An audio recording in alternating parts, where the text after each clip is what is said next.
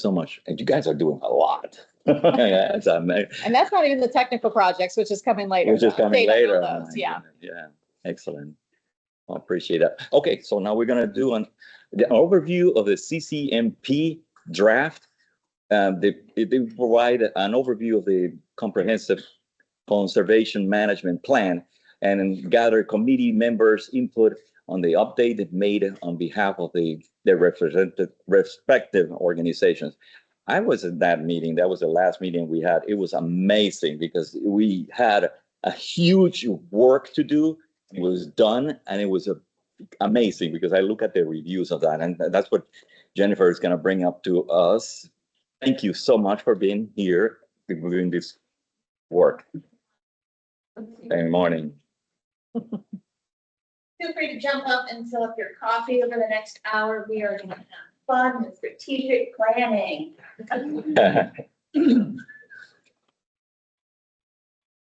And my name is Jennifer Shafer of Shafer Consulting. My partner, David Shafer, sends his regrets that he couldn't join us this morning. That's no mark of his enthusiasm for this project. Shafer Consulting had the privilege of assisting staff 5 years ago to do a major revision of the CCMP, and we produced this lovely sort of coffee table version that has been in wide circulation since. We have been tasked today with bringing you up to speed on the revisions, the updates that we've done over the last, well, since we saw you last, your virtual. A 200-page document. I've got an hour to tell you everything we did. There was no page that was left untouched. The revisions are throughout the document. So to get that done, here's my strategy. I'm going to spend about 30 minutes giving you the nitty-gritty. And then the second half of my hour, I'd like to engage you in some discussion. The first hour, then, I want to start by giving you sort of the high-level changes. What were the kinds of things that we changed and updated throughout the CCMP? Then I want to drill down into your comments. At the last TAC meeting, you provided a number of very good, insightful comments, information that we could include. And so we're going to address those comments one by one and describe to you how we have addressed all those comments, along with some of the comments that staff brought, even more substantive comments that you discussed. You can follow along. This is in your packet. This is a comment response document for all of the comments that we've received from the management conference for the last cycle. You can see that your comments are tagged in the rightmost column. And so as I present and describe how we address your comments, it should be pretty much line by line. You can follow along. There are page numbers in the, let's see, what is that? The third column, the first white column from the left. And those correspond to the clean version.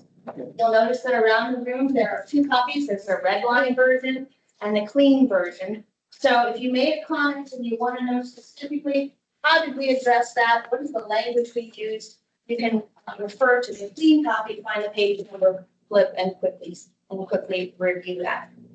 All right, so that's sort of the drill down version, but there's a whole bunch of other really interesting stuff that we updated. So then I'm going to give you some highlights, things that we thought were interesting. There's a whole lot that's happened in the last 5 years, and so I want to make sure we touch on that as well. All right.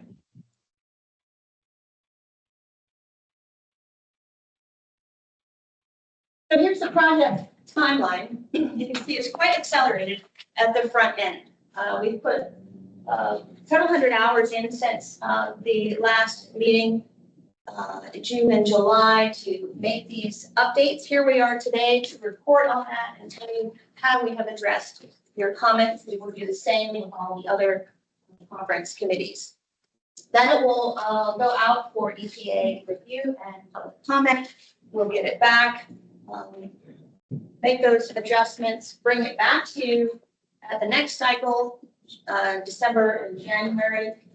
Following that, we'll do the design layout work, and that'll happen mostly in February.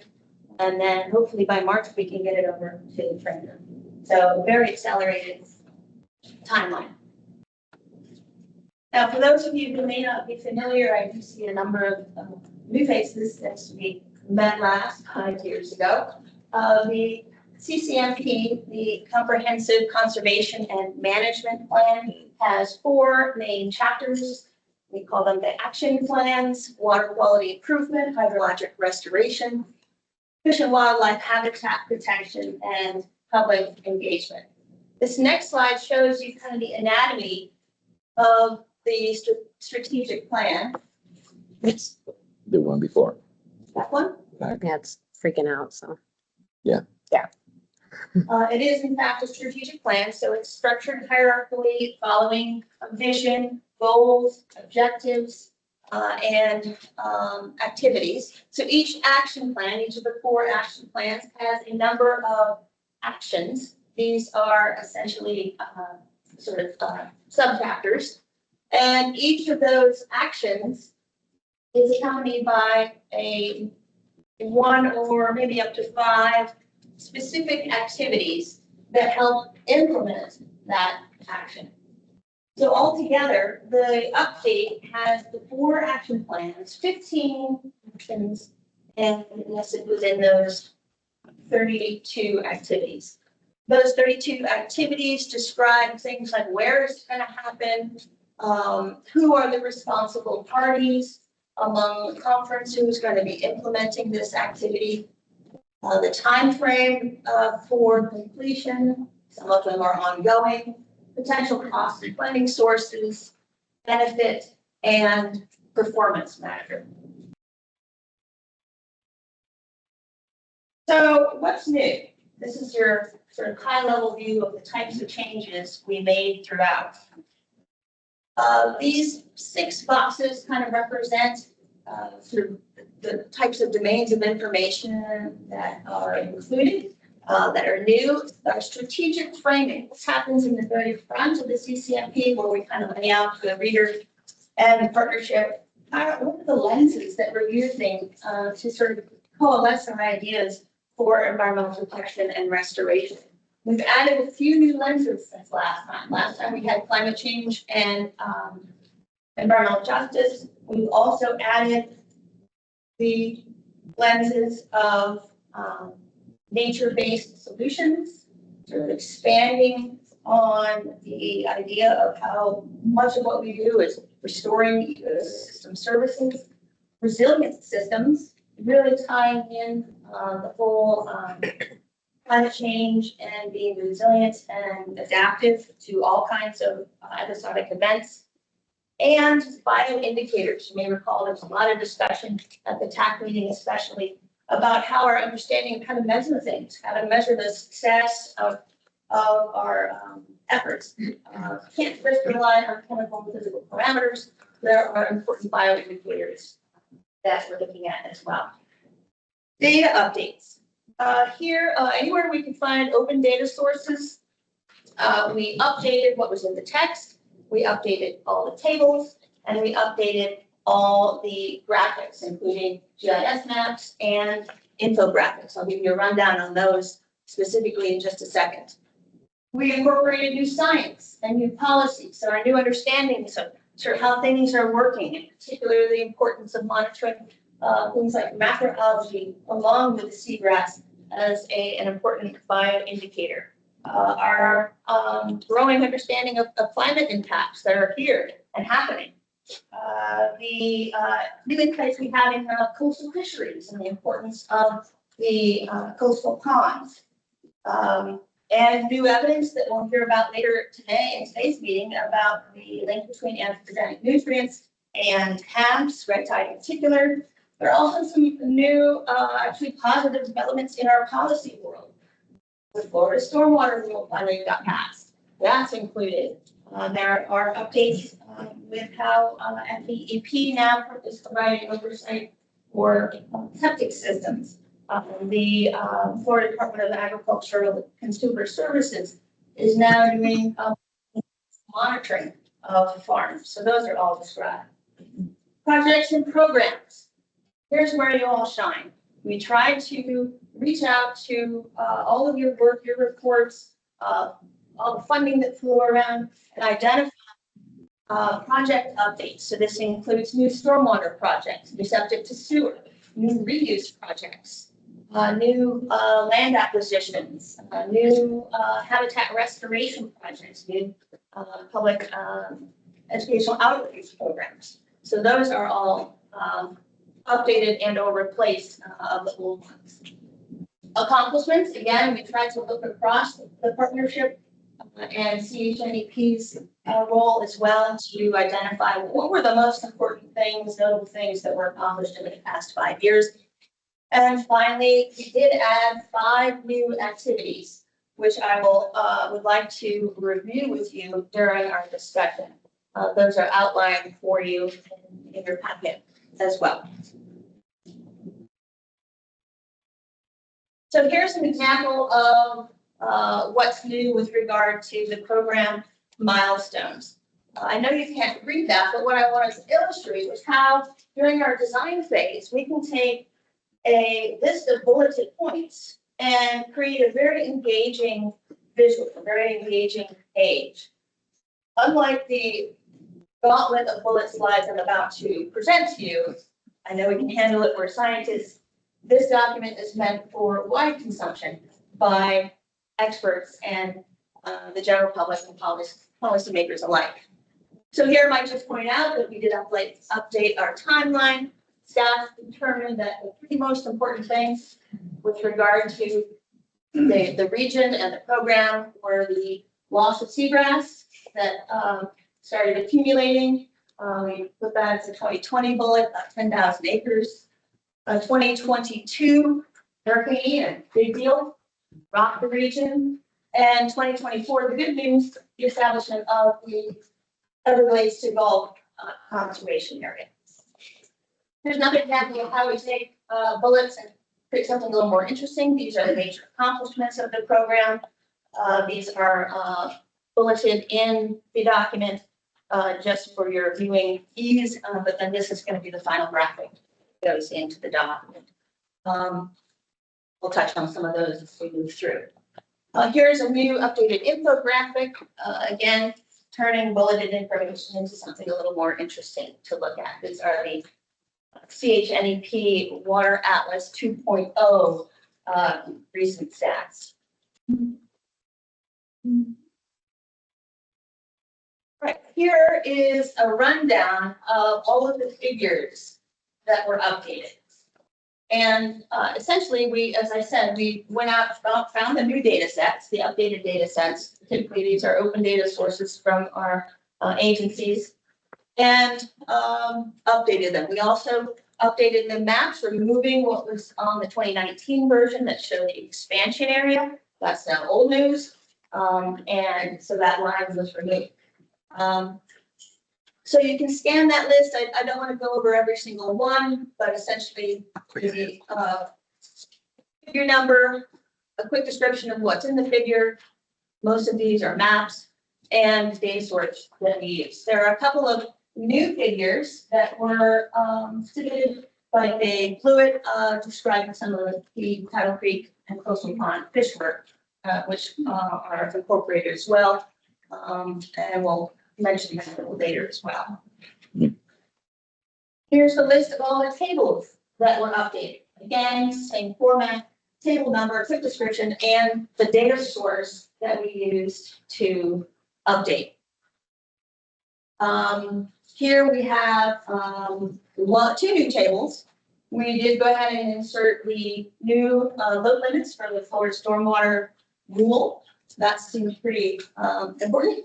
And we also added a new table based on a study by Cortez et al. 2020 showing economic value of the natural resources in the region. Otherwise, everything else is as originally presented, just updated. All right, now we're going to get into more of the nitty-gritty. We're going to talk about the comments that you provided us and briefly how we address them in the document. So you, again, you can follow along with this comment response document, scanning down a right-hand column where it says comment made by technical advisory committee. I am also mixing in some of the substantive staff comments that they brought to you for discussion and some sort of decision.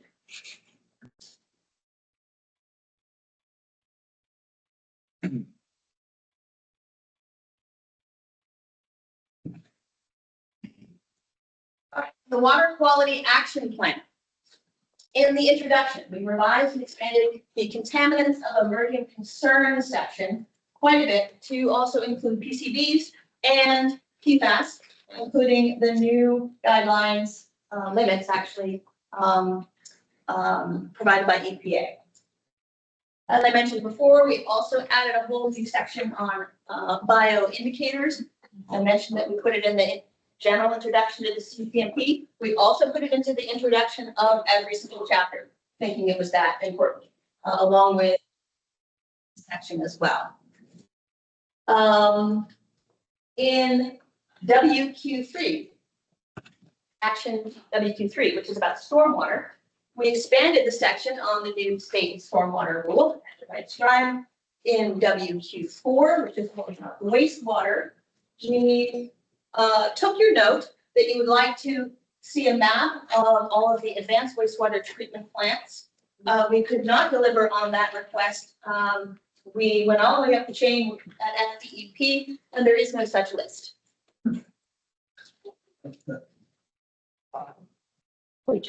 We also extensively updated the septic system.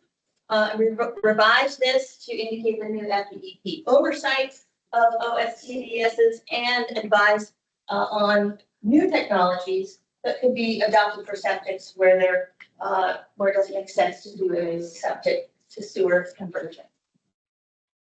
We updated activity 4.1 on your advice to reflect caution about promoting the use of reuse with non-AWT water.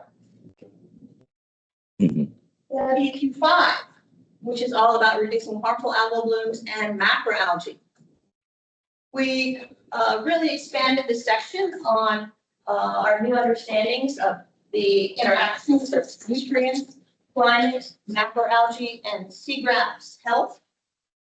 And we cited the quantified link that we included runoff and red tide, new papers by Medina et al., Beck et al., Tomasco et al. They'll be telling me more about that in a bit.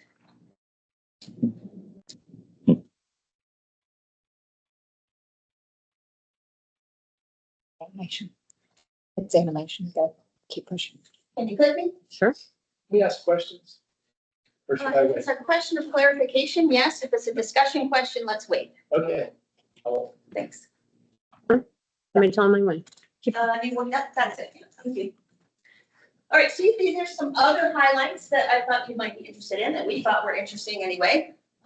We did include discussion about Hurricane Ian, of course, which is kind of a big deal, and CHNEP's contributions to disaster response, kind of helping bring people and information together.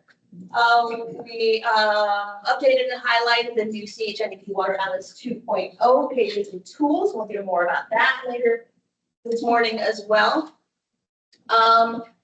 I mentioned this in the intro under the 2020 Florida Clean Water FDAPS now has a more rigorous inspection requirement for BMAP and BMP enrolled farms, having to visit every 2 years and provide pretty rigorous reporting, especially on nutrient use, and then helping those farms overcome any deficiencies.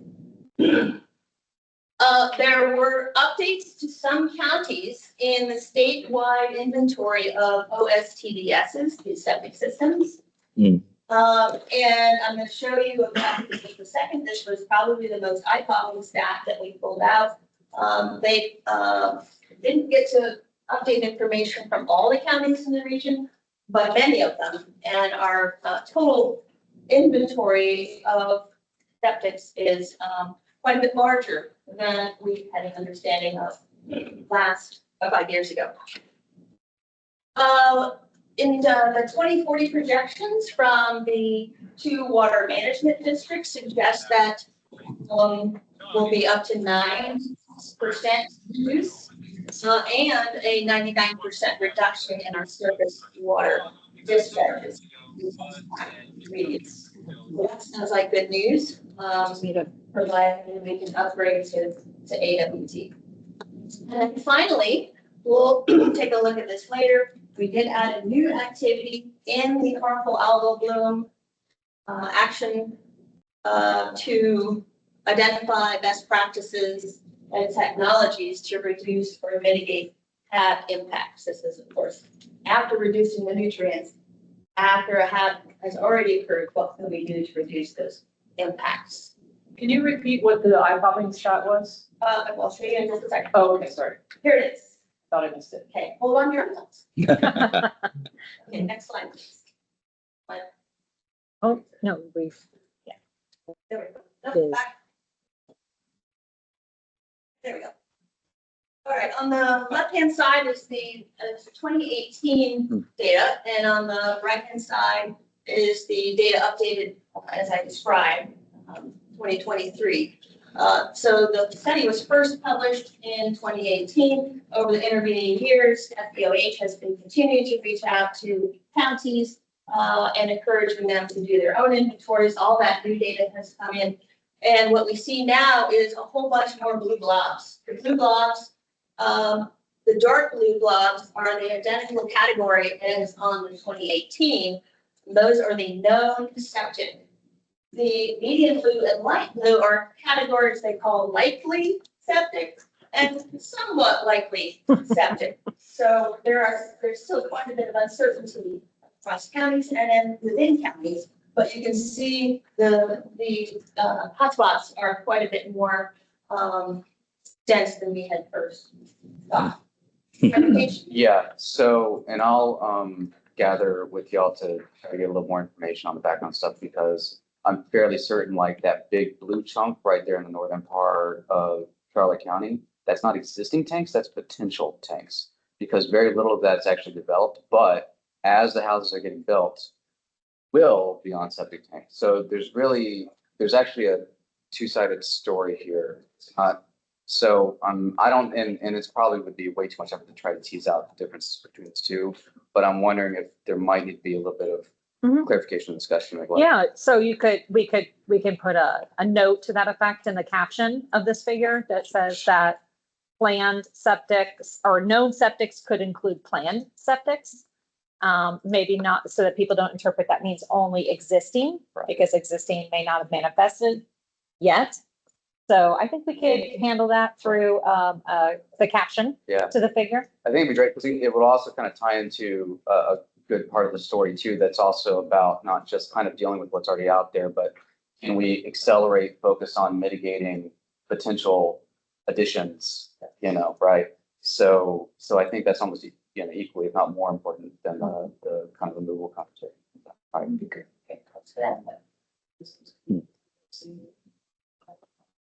The next action plan, hydrologic restoration.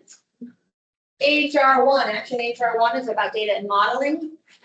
We added the City of Winter Haven example of integrated hydrologic modeling as part of their water planning.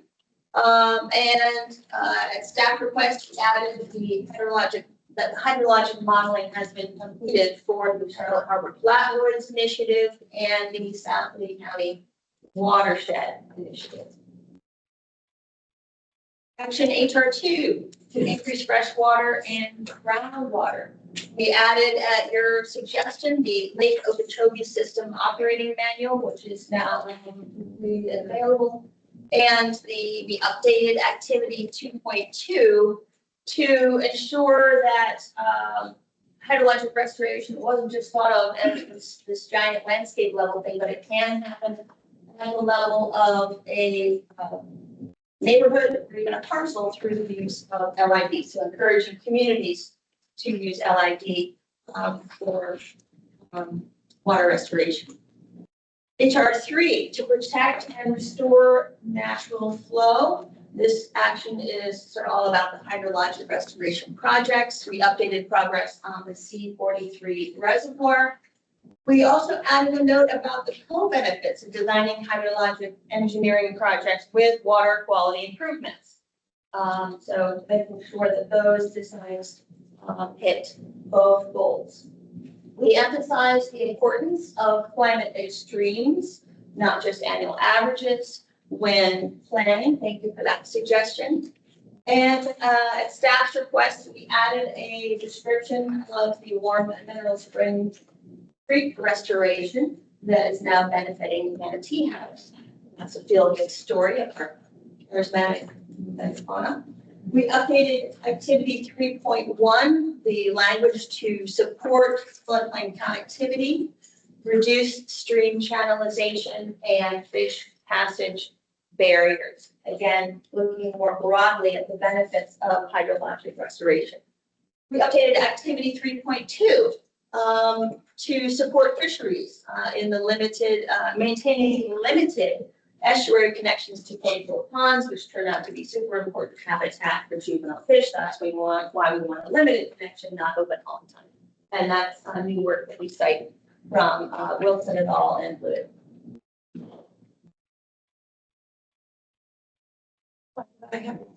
Okay.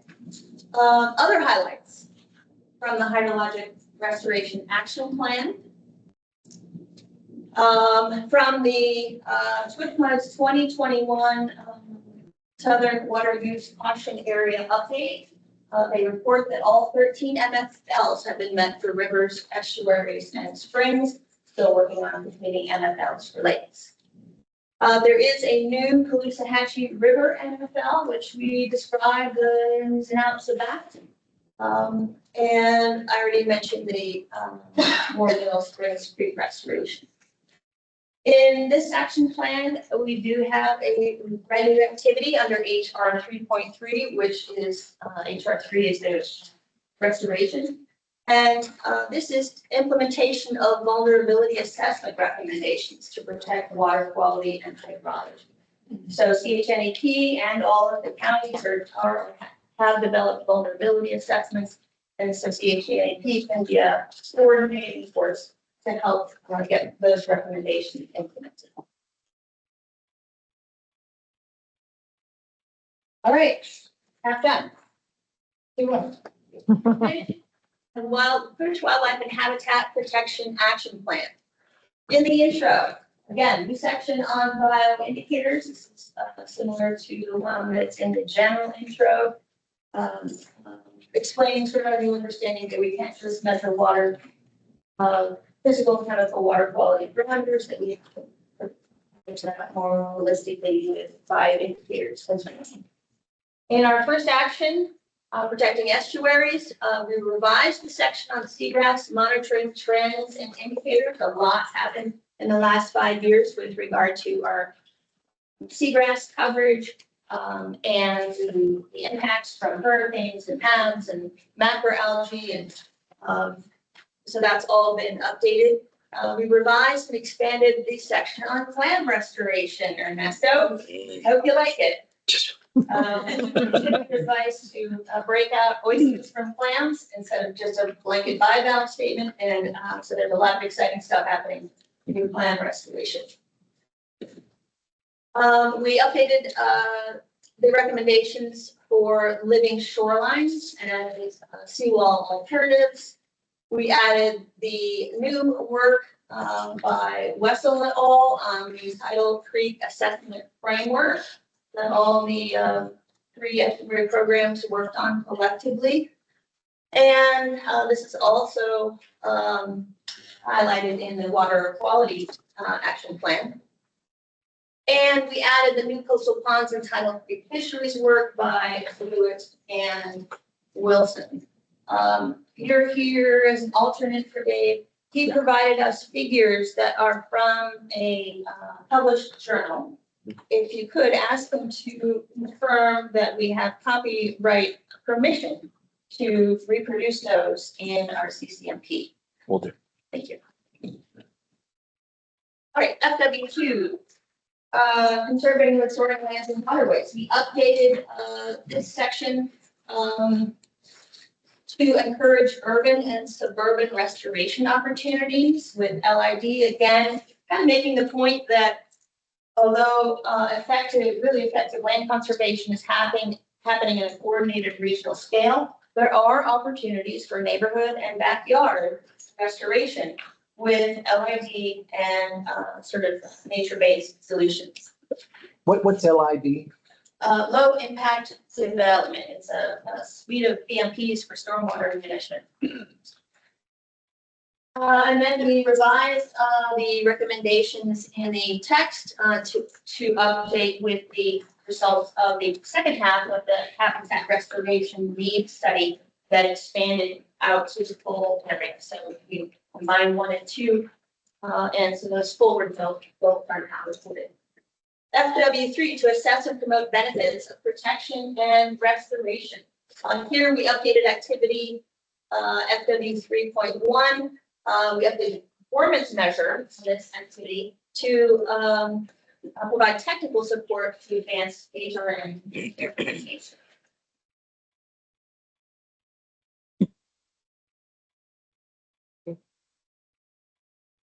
Other highlights that we thought were interesting that you might want to know about. The Homosassa shrew has been state delisted. Okay. But the Atlantic sturgeon has been designated federally endangered. We've lost 10,000 acres of seagrass since 2014. But we've expanded tape grass restoration in the Hatchie project that keeps getting funded and expanding. It's out to about 100 acres. Large-scale coordinated land conservation, the Florida Wildlife Corridor and the Everglades to Gulf Conservation Area. This seems to be working, having sort of an overarching paradigm that everybody can plug into with their conservation efforts. The addition of 87,000 conservation acres since 2019 across the region. I mentioned an economic report, $13.6 billion annually in regional economic benefits from natural resources. But there was also an economic study of the impacts of HABs. Probably not apples to apples, but nevertheless, those projected losses for a major HAB event like we had in 2018, pretty close to wiping out whole years of economic activity. We added 2 new activities in this action plan. FW3, which is the estuary protection. We added an activity that focuses just on coastal habitat, mangroves and salt marsh.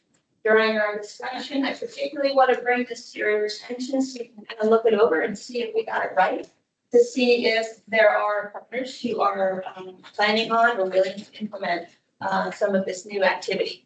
And then a second new activity in the Fish and Wildlife Habitat Protection Action Plan to implement the Habitat Restoration Needs Plan. Okay, this is another GIS map update that I thought might be interesting to see, also to give your brain a little visual between all the bullet slides. This is the 2019 and 2024 versions of conservation lands in the area and restoration projects. These are taken from the Florida Natural Areas Inventory Data Layer, FNA, and the light blue polygons are lands that have been protected prior to that study time. So up until 2019, and then the dark blue are the recent accomplishments. Same on this one. The light blue are old news, the dark blue, new news, as well as the orange dots, which represent where all of the habitat restoration projects are ongoing in the region. So maybe difficult to see from your seats, but there's a nice cluster of new projects down in the Waxahachie watershed, and some large land acquisitions through the Peace River Question. area. Yes.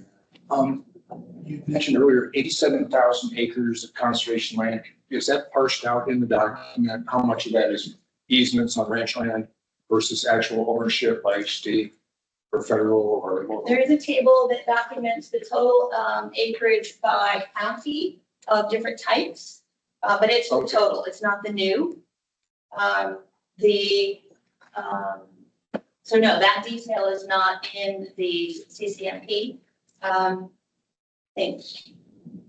I think the ethane layer does have those designations. So this figure does include the 87,000 acre increase. So the 87,000 is what's represented in the dark blue polygons. That's the new stuff.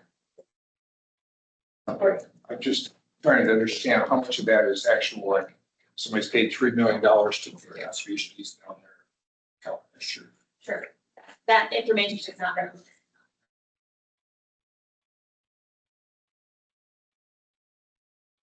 Action plan. How do we address your comments? Public engagement action plan. We did update the population growth projections and emphasize the ongoing opportunity to interact with new audiences. People are always moving to Florida and may not have a good understanding of how our ecology works.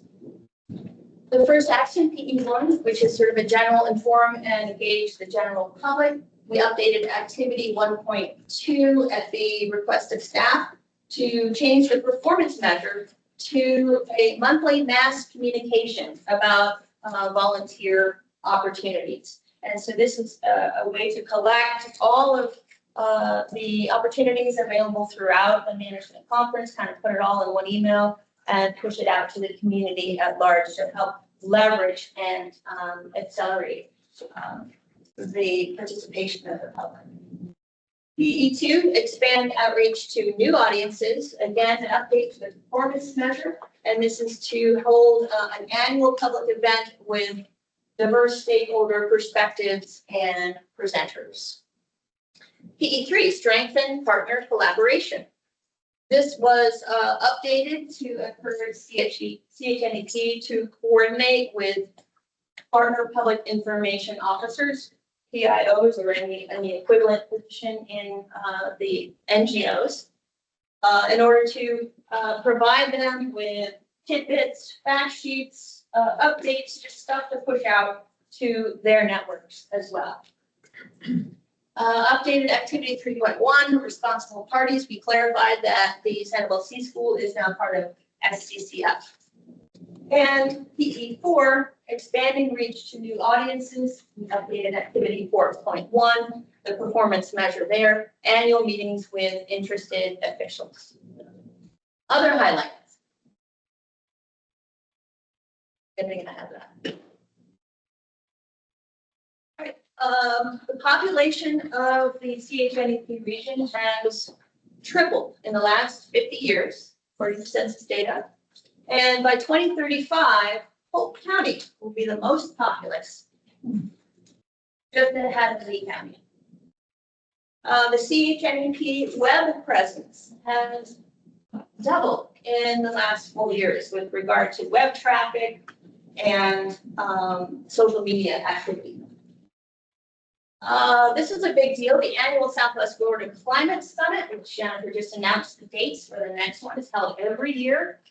Started in 2021 and it is ongoing. This is a really important gathering, not just for practitioners, but for the general public to network, interact, a really robust Q&A with experts. So it's a really strong event that they will be continuing. CHNEP, the updated figures are for every dollar of federal spending, CHNEP leverages that up to about $50 to $5 in restoration activities through the CHNEP partnership. Pretty impressive there. And then finally, a new activity was added to this action plan to the PE3 action to convene and coordinate partners for post-disaster response.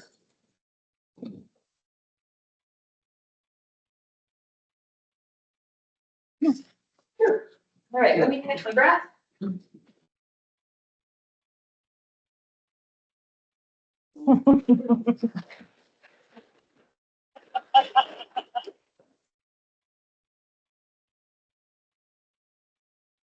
Minutes to backtrack, bring up questions about how we addressed your comments. I want to kick it off though by bringing your attention to this handout, which is in your packet. The title is CHNEP CCMP 2025 New Activity. Can I interject something? Yes. I think it's just important to remember, as we go into discussion mode.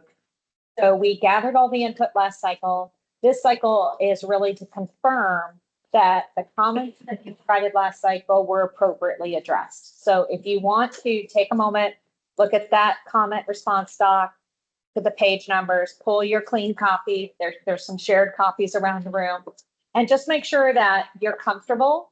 This would be the time to, if there's any finessing, we're not taking necessarily, hopefully, new comments or new ideas. We're looking to make sure that the ideas that you brought up last cycle were appropriately addressed in the current draft.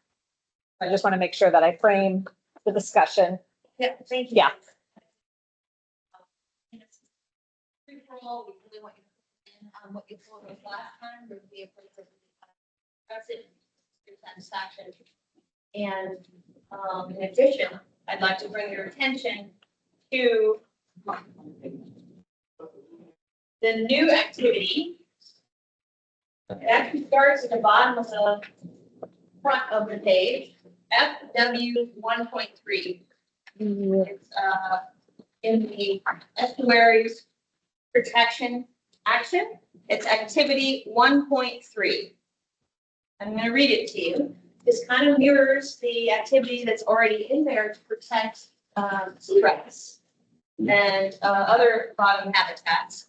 So this is for protection of coastal shorelines. Protect, monitor, and restore shoreline habitats, including mangroves and salt marshes, to establish status and trends as a biological indicator of subsistence health and fisheries, and to track changes that are due to sea level rise and shoreline. Kind of a big undertaking. The location would be CHNEP area, the whole area, wherever there's shoreline. If you flip to the back side, you'll see who we have sort of tentatively identified as responsible parties. Now, just a reminder, this is not a hard obligation that you have to get this done. This is you're raising your hand and saying, yeah, we're working on that, or we intend to work on that. We want to contribute to the partnership on this item. Okay. So if your name does not belong there, let us know. If your name should go there, let us know. Currently, we have listed FWC, FDEP, colleges and universities, counties, and municipalities. So these are the agencies and organizations we have already been working on monitoring coastal shorelines, specifically mangroves and salt marshes. Time frame, we've suggested this could be initiated in the next 2 years by 2026.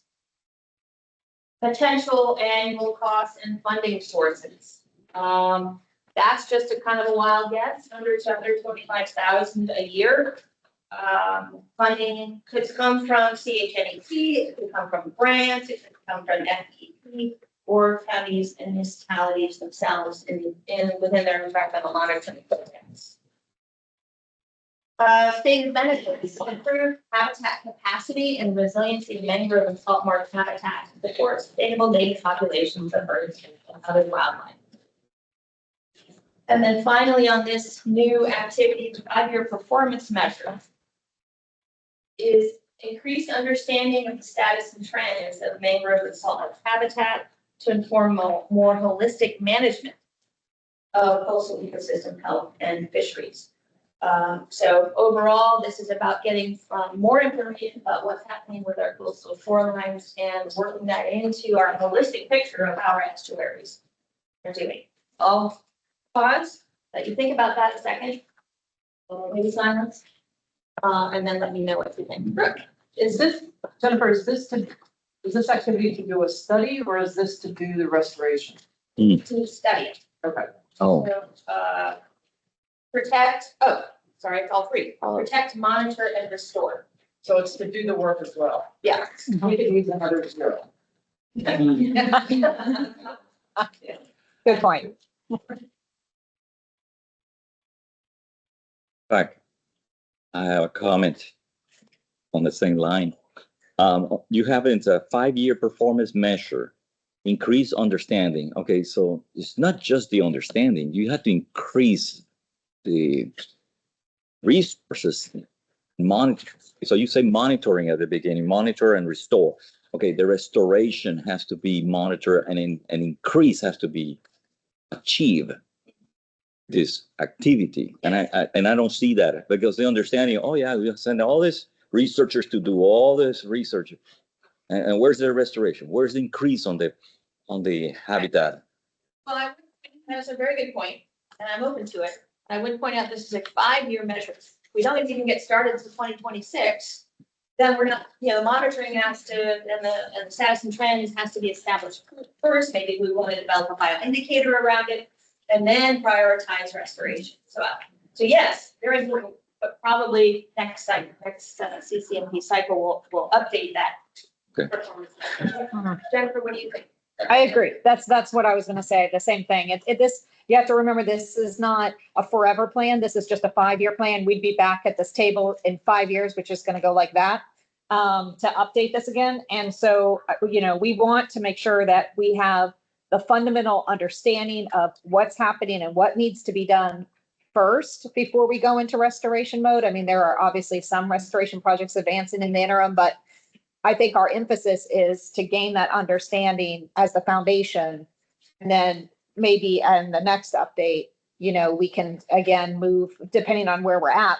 Okay, now 5 years from now, say we have that understanding. We got a handle on this. We're now ready to go into implementing this. Then we would change this accordingly. So, these are living, breathing performance measures that are going to be adapted over time. And this is just the performance measure for this next 5 years. Where do we want to put our emphasis and focus?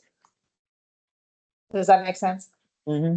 I mean, we certainly are going to be doing restoration projects, but I think we feel that strongly that that's what we felt like we heard from the committee, was that there needs to be more of an understanding, monitoring, data collection, analysis to help guide that work going forward, especially with conditions changing from all these storms and climate change. I just wondered if the language is meant to include or exclude oyster habitats as part of the shoreline. We do have oysters specifically named. I feel like this is only the new activities, so I need to look at the existing, because I think that, again, these are added to measures that we already have, and I believe it's in one of the other activities. So let me check it out, because I think the submerged resources are separated from, there's a separate activity that's already devoted to them, but I could find that. I just kind of wondered because on shorelines, it's the land sea interface, and there's kind of like some synergy between the oysters as a substrate and the mangrove colonizing the oysters, and it's tough to draw the line there. Already. So Which activity was it, Jennifer? 1.1. There's a little also, if you want to look at, if you're trying to find existing, there's a nice little kind of cheat sheet in the back of this that helps you find those existing activities now, quicker. So You're comfortable with having oysters included in 1.1, the understanding that interface between oyster habitat,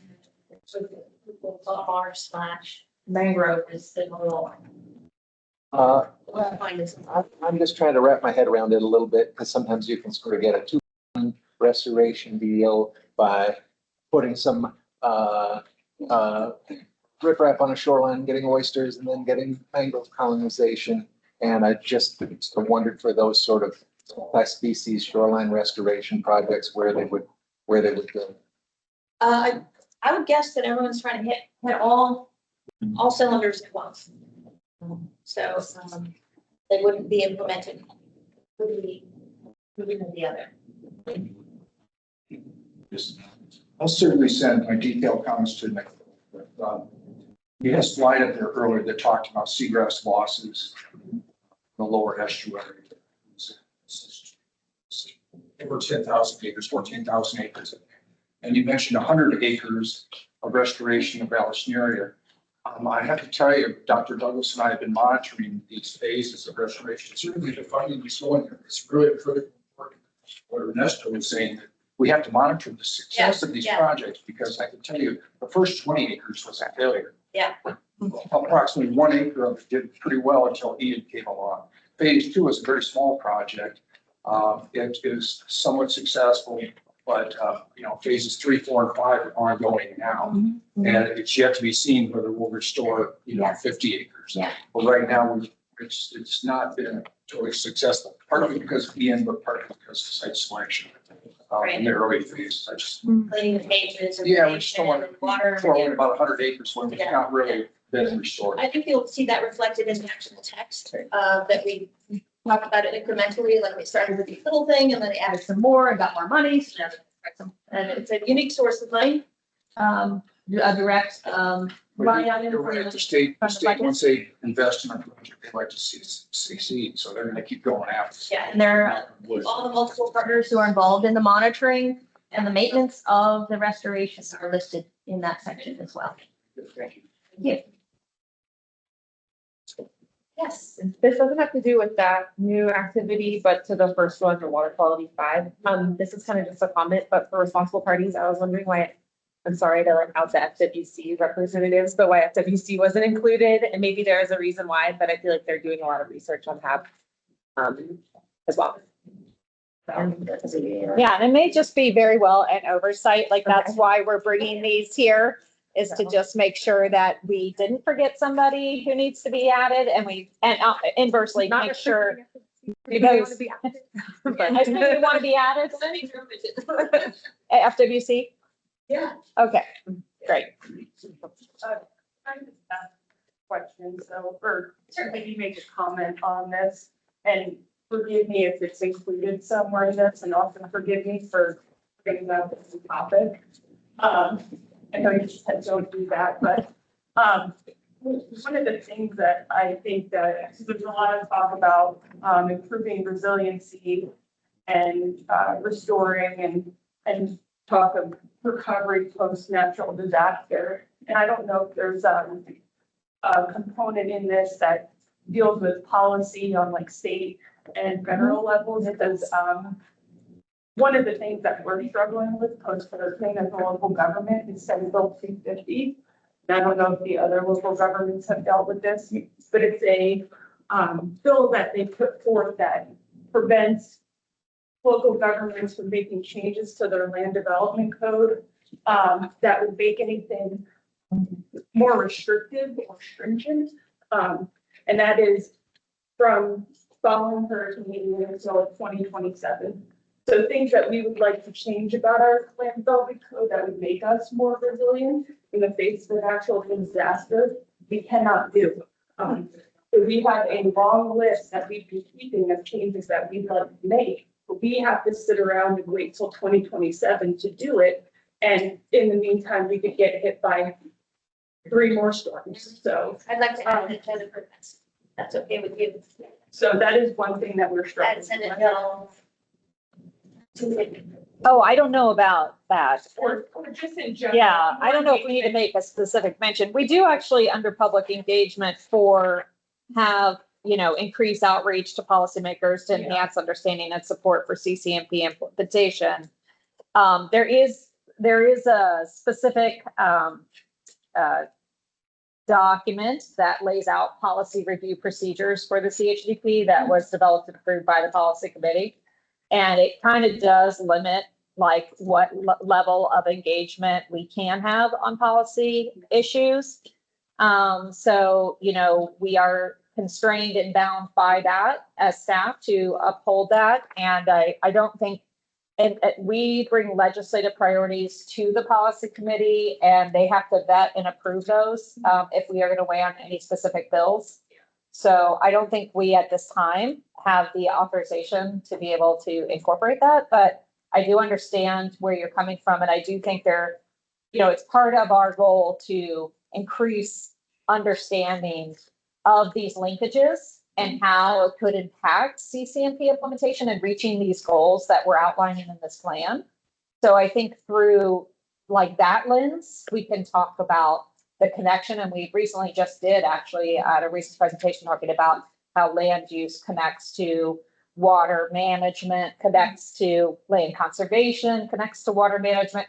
We do try to provide that fundamental education and information. Yeah, because like, for an example, I recommended the inclusion of low impact design for the update. And like if communities at this point wanted to incorporate low impact design, which usually is more stringent, more restrictive for development, they cannot do that until 2027. So we have something in here that we are recommending people do. But in any of the counties affected by Hurricane Ian, they cannot do that. Well, I think that's exactly what I'm saying. Like this represents a consensus document that has been approved by all the entities in the partnership. So we use this all the time to write comment letters and technical letters that cite, this is our goal. And this proposal can help support furthering that goal, or this proposal could inadvertently hamper us reaching this goal. And we are in that way able to communicate, but it's really from an educational perspective, not in being able to actually weigh in on a regulatory decision or a legislative decision. Does that make sense? Yep, I understand. Okay. Perfect. So perhaps, Have you traveled to influence the legislature? Sam, you were saying, Mhm.